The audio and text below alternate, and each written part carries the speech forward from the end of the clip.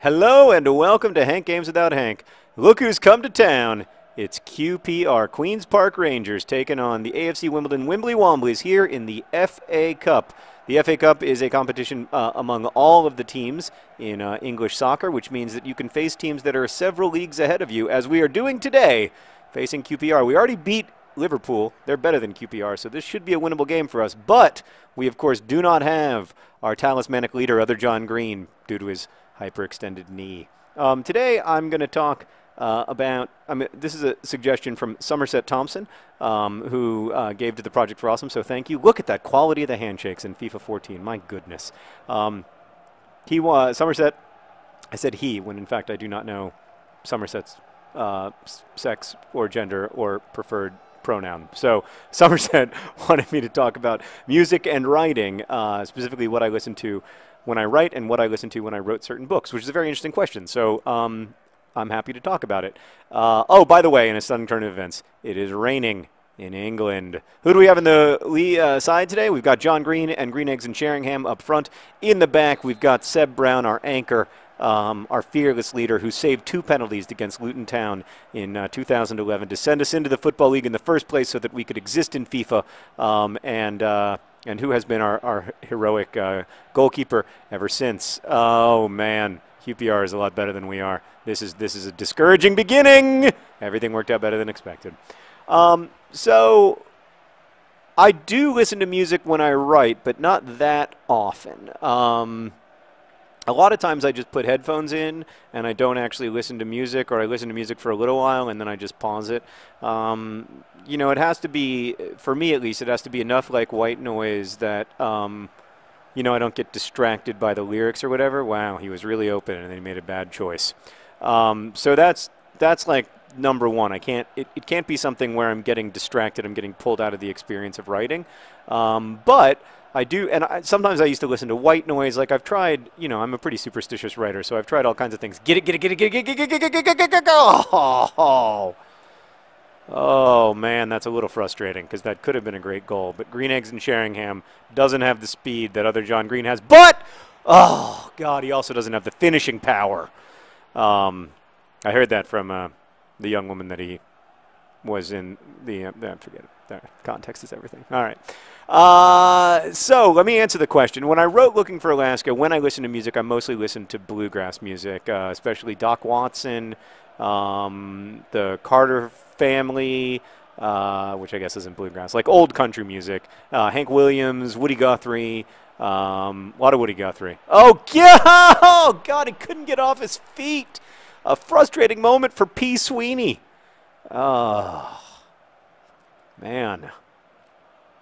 I had a song for him, but I can't remember it, so I'm kind of glad he didn't score, because then I would have felt the pressure of not knowing the song. So I also listened to a lot of Bill Monroe back then. This was in like between 2000 and 2004.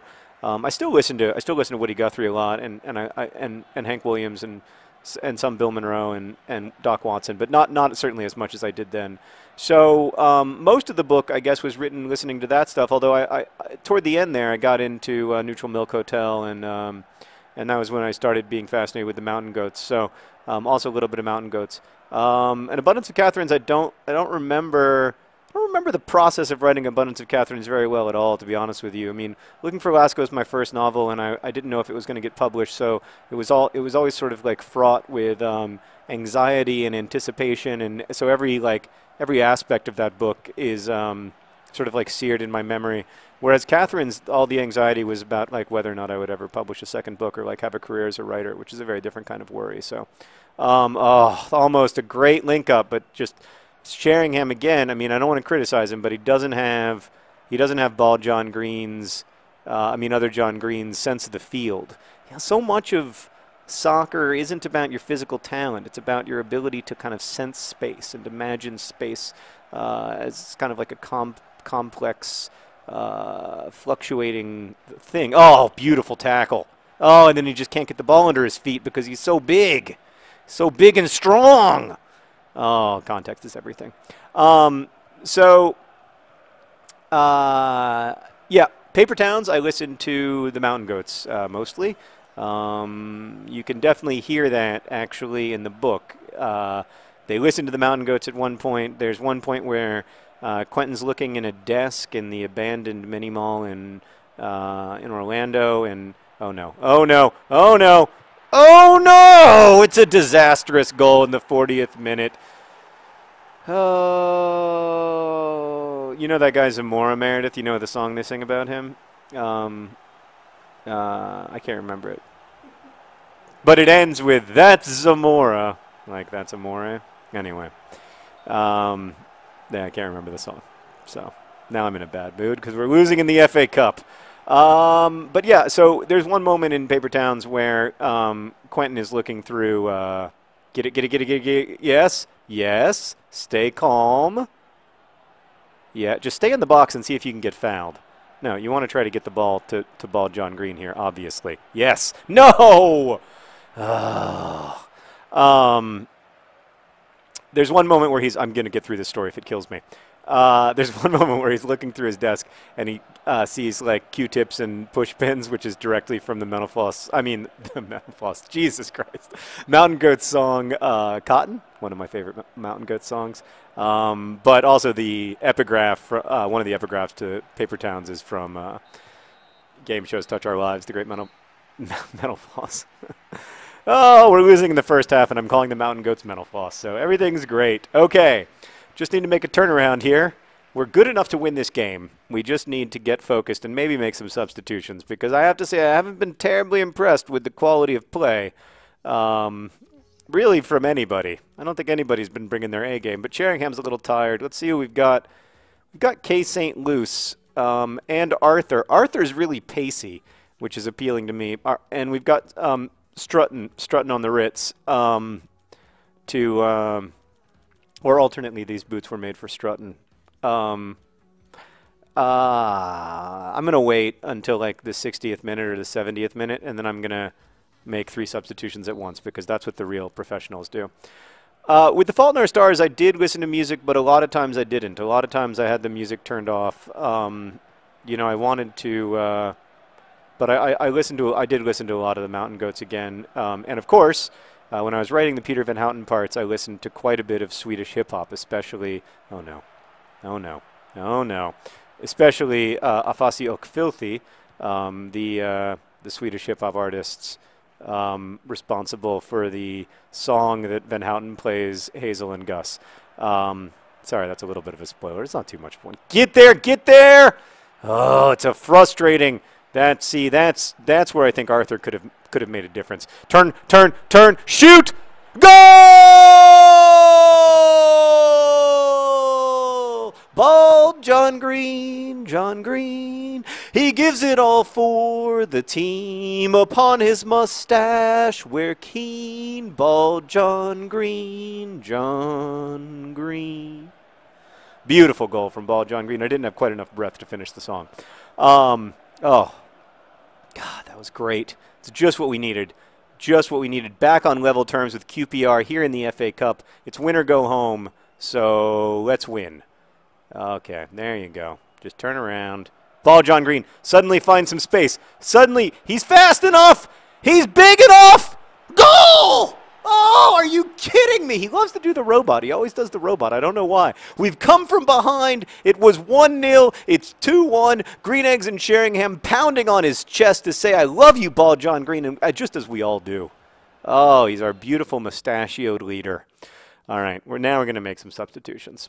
Yeah, so I did listen to, I actually found myself listening to a ton of Swedish hip-hop during the time I was writing The Fault in Our Stars, like way too much, way more than was strictly speaking necessary for my job. But I like it. I like Swedish hip hop. What can I say? I think it's good. I think it's good music. It's got a beat and I can dance to it. Yeah, I mean, but in general, it varies a lot among writers. Like I know my friend M.T. Anderson can't listen to music when he writes because he finds it too involving. The benefit of it for me, but then I have friends like David Levithan who can't write without music. The benefit of music for me, I guess, is that if it can be a way to kind of zone out, for lack of a better term, to kind of like be taken out of my head and into a mood, like into an emotional space. That can be very useful for me. But you know, at the same time, like if it's so loud or aggressive that it is distracting, then that becomes a problem. I also listen to a lot of hip hop, American hip hop when I write sometimes. But yeah, it just depends. Like I listen to like the stuff that I've been working on lately. I listen to a lot of George Watsky. I'm a big George Watsky fan. No hurry. That's right. No need to take that throw quickly, because all we need to do is not give up a goal. Oh God, that's our only job. Don't give up a goal. Nice pass. It's a little sketchy coming out of the back like this, but everything's going to work out. It's a good ball. It's an interesting ball. It was a weird decision. So I think it really, I mean, like so many things about writer processes, it depends on the person, and there is no right way. There is no one way. There is no best way. I think, you know, many of the best novels of the 21st century have been written listening to music, and many have been written without music. And I don't believe that there's one way or that there's only one way to be a writer or any of that stuff. I think the important thing is that you kind of like give yourself like time and freedom to find your way, not just with writing, but with any creative pursuit, so that it doesn't become just about what other people have said you should do, but it becomes about like what you yourself have found helpful. Oh, what a great goal! No, are you kidding me? Oh my God, hell's Pels! Hell's Pels! I am speechless. I mean, Ball John Green selfishly giving up his hat trick because he saw that you had the better opportunity to score, and then you can't get the ball from under your feet. It's just, oh, hell's Pels. That was a disappointing play. If you don't see yourself in the starting lineup tomorrow, you needn't ask why.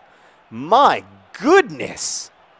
Oh, St. Luce.